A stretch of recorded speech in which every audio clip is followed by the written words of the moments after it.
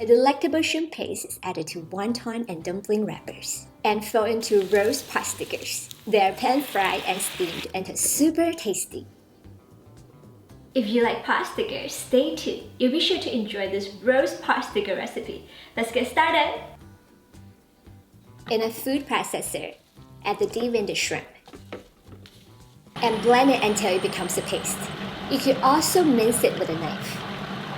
Then add the ginger, salt, white pepper, and sesame oil. Mix well. Here we have some wonton wrappers and spinach dumpling wrappers, and they are available in most Chinese supermarkets.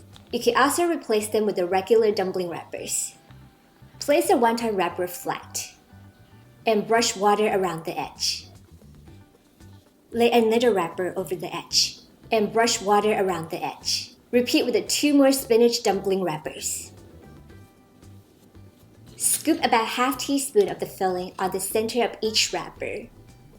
Fold and seal each wrapper from the bottom to the top. Roll the pot sticker from one end to another.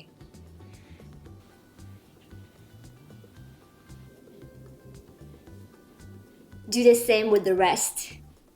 In a pan over medium heat, add the oil and place in the pot stickers. Pan fry until the bottom is lightly brown, 1 minute. To prevent splattering, cover the lid halfway. Pour the water into the pan. Cover the lid completely. Steam until the water is mostly evaporated, 7 minutes.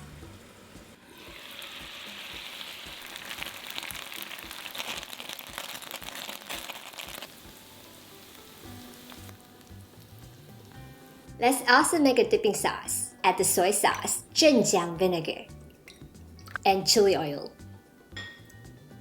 Whisk. Pair the dipping sauce with the pot stickers.